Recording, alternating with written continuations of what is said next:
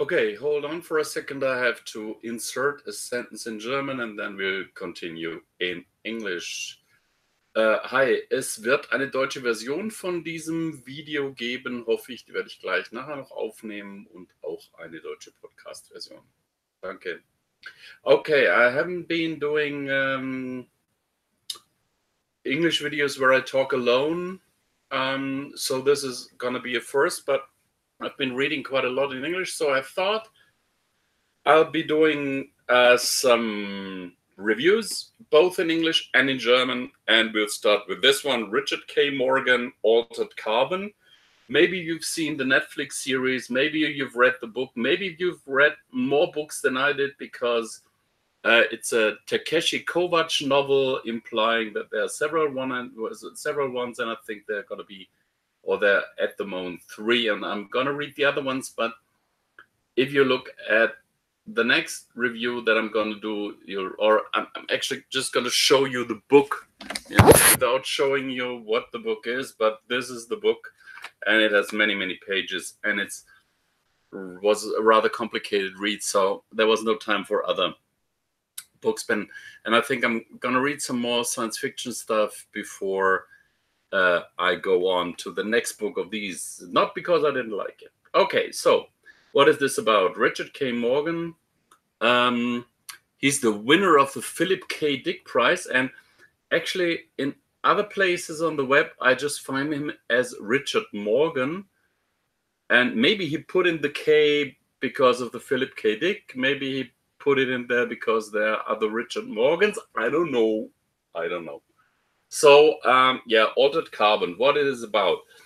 I'm going to speak about the weird German translation that this title got in the German version, but yeah, what is it about? It's about a future. I don't remember what year, but I think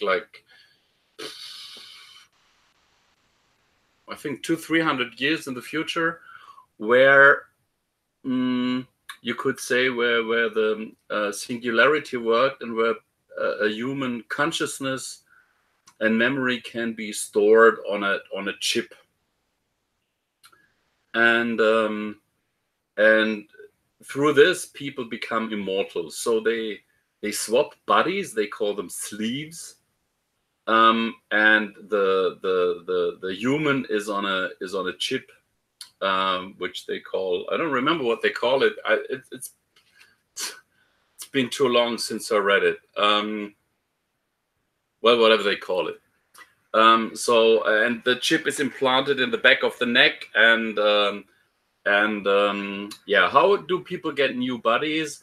If you are incarcerated, imprisoned for some reason, just your stack. That's what it's called.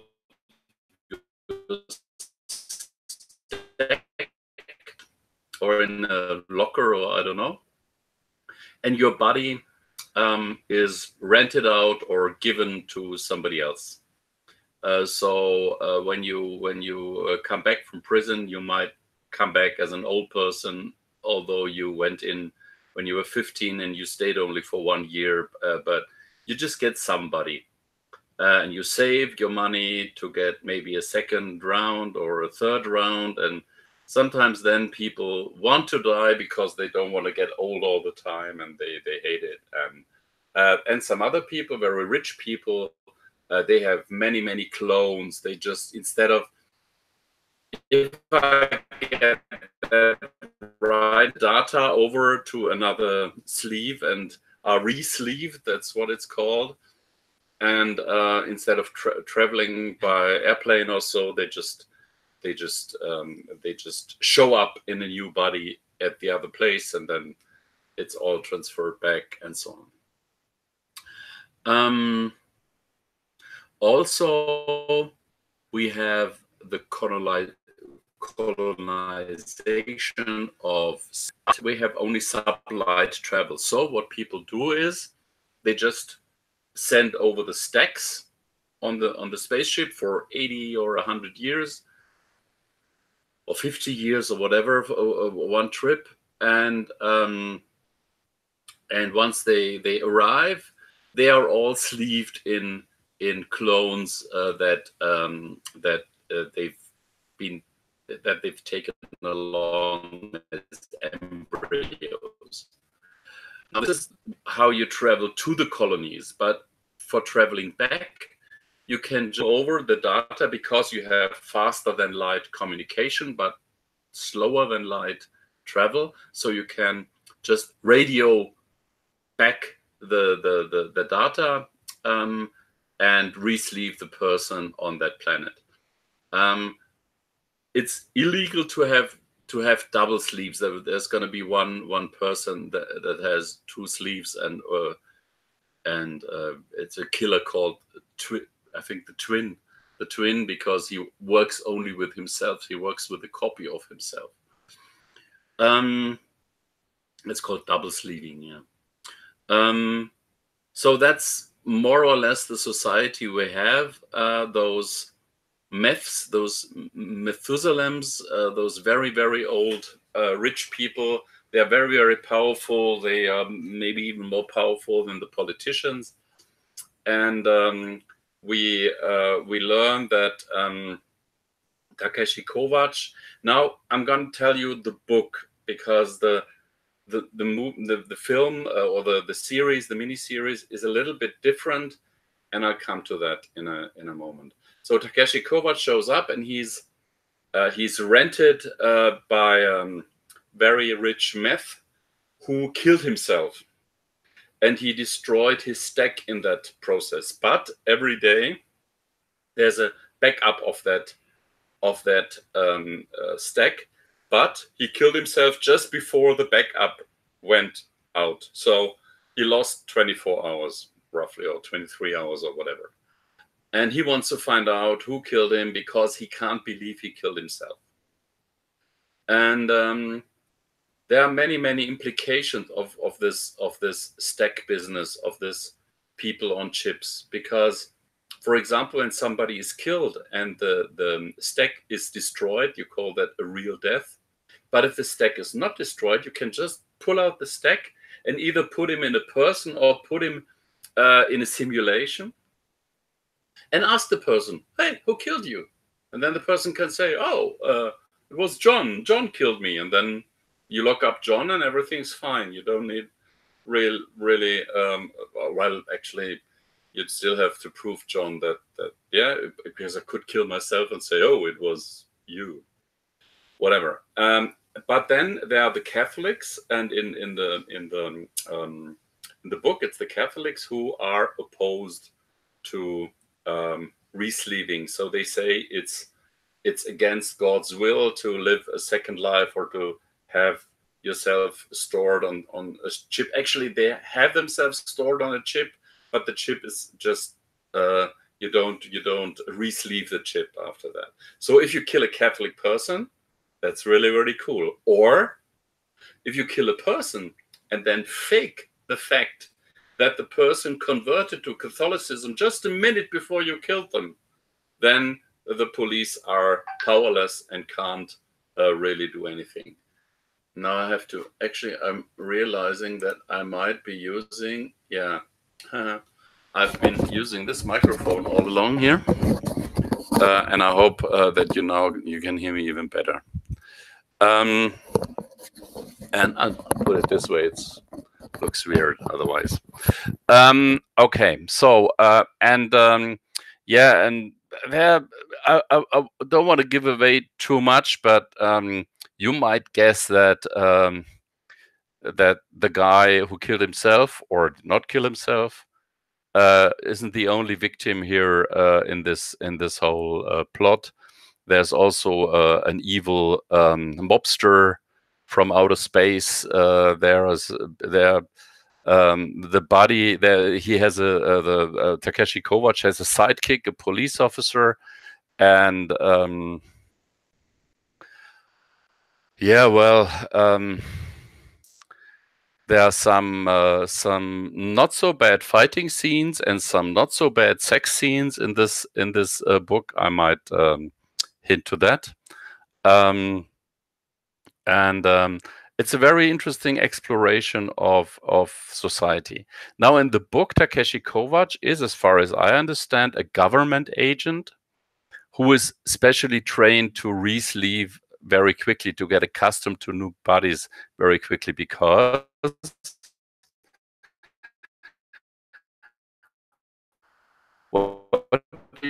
years out of Earth, and there is an uprising there. Do you want to travel there and, like 300 years later, punish the descendants of the people who did the uprising? No, you just beam over the people or the data. You re-sleeve those people in sleeves that are there, in special fighting sleeves. People are biochemically optimized in different ways. They can hear better, they can see better, they can magnify things when they see.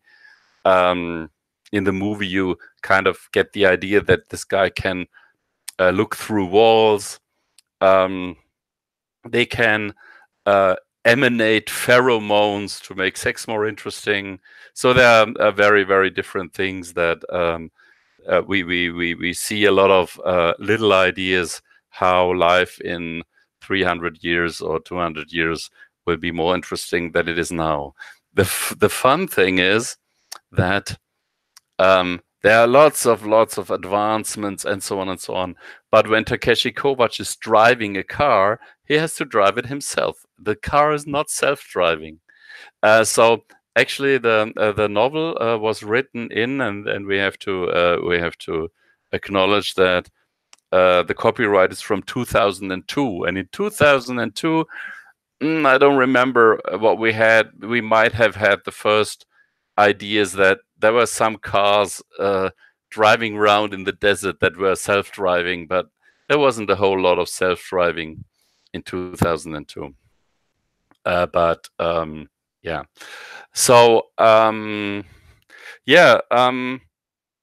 it is very, very interesting because Richard K. Morgan creates a whole language of itself. He creates a universe of itself just with this little idea that people are stored in stacks and can swap bodies if they want to or if they need to.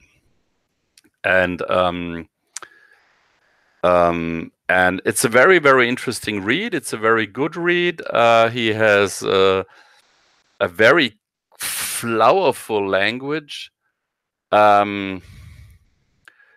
Sometimes extremely image rich, and sometimes even going a little bit overboard. For example, there's one time where the person sees in his altered eyes a countdown timer, and then the countdown timer is like blood or blood vessels and whatever. So there's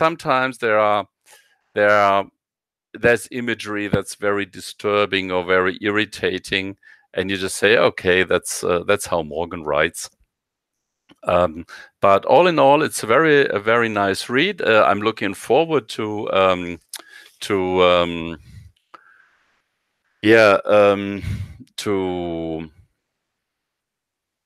read more of this series and maybe also the other books. There's a book called Woken Furies, and I'm not sure if Woken Furies is, because here it says Altered Carbon, Broken Angel, Woken Furies, and then that seems to be the series. So it seems to be Woken Furies seems to be the volume 3, and then there's a book called Market Forces. That seems to be let's show it. That seems to be a series of its own. So I'm looking forward to read more of Richard K. Morgan. It was really nice read. I can also see why he got the Philip K. Dick Prize, because there's some uncanny resemblances to some of Philip K. Dick's writing. Now I have here some notes. Let's see. Yeah, that's it's kind of funny. Yeah, the murder department is the sleeve damage department, because yeah, you only damage the sleeve. If you don't damage the stack, if you don't real death somebody, if you don't destroy the stack, everything is fine. Yeah, there's some romantic and sexual entanglements. I said that. Yeah, and then TV versus book. In the TV miniseries, it seems to be. I had sometimes, if I hadn't read the book, I might have had problems understanding the TV series, but that's maybe due to the fact that I'm no native speaker, and then there sometimes the actors, they're kind of mumbling or speaking very quickly or whatever. But there was one really neat idea in the movie that was not in the book, as far as I recall. They had a married couple, and they were professional fighters, and they fought each other every night or whenever they were hired, and they fought each other to the death. So each time one of them died, and the deal was that each time someone died, the person who hired them had to give them a new and better sleeve. And they had small children at home, so they said, "Oh, they are accustomed to somebody else coming back in the morning and saying, 'Oh, I'm daddy,' yeah, or 'I'm mommy.'" And then there's the in the well, I won't tell you what in the Netflix series what happens, but there's something unexpected happening, and then it has to be set right. There are many small neat ideas that, for example, that if you put a stack in a virtual environment, like in one of you've seen that in Dark Mirror, yeah. If you put them in a virtual environment, you can stretch time. So they think they spent like years in torture, and in reality, they've been tortured only for 5 minutes. Yeah. So, for example, when you do phone calls in virtual, you can do them far quicker than you can do them. Like you do them in fast forward. Yeah, you can have half an hour conversation in several seconds. A TV versus book in the TV series, it seems to me that Takeshi Kovich is not a government agent or the last of a group of government agents. They called envoys, but there he's also called an envoy, but he seems to be a terrorist there. And while in the book his opponent is this female mobster from outer space. Also a human, of course, but in the film, in the series, it's his sister, and yeah, kind of weird why they changed that, or I don't get it. And I also don't know why he had to be a terrorist in the TV series and not a government agent, or he's also a terrorist in the book, and I don't get it. But I think, I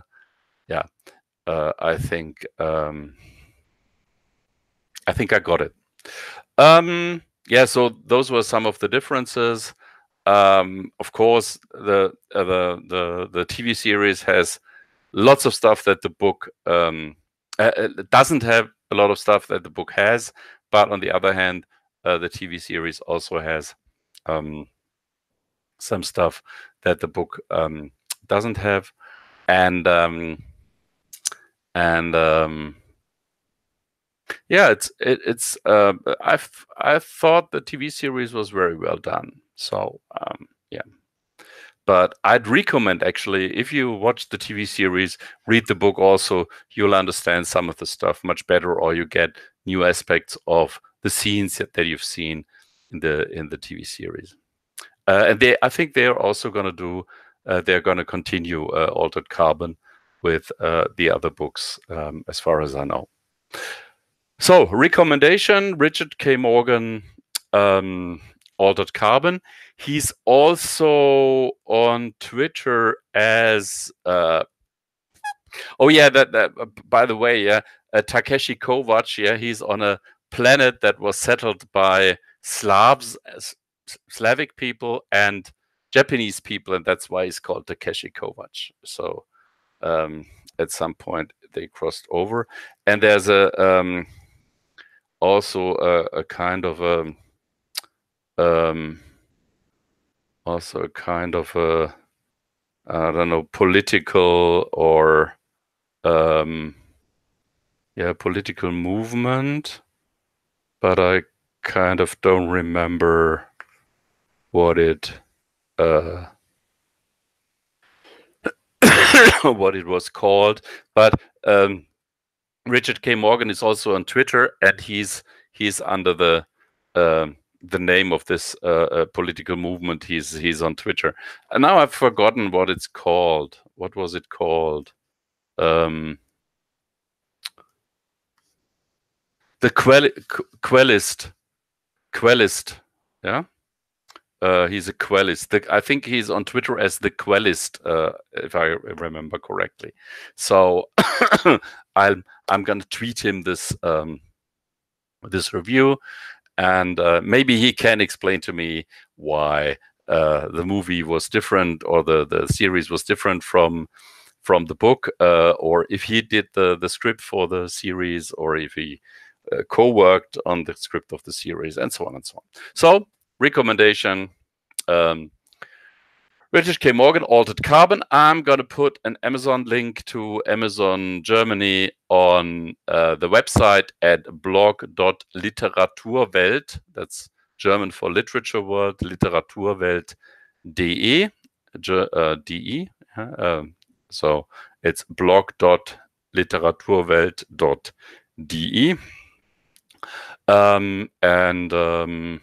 Yeah, I'm looking forward to your comments, that I got everything wrong and that my English is terrible, and so on and so on. Under the YouTube video, or under the blog article, or wherever you see this online, on Twitter, on LinkedIn, on wherever.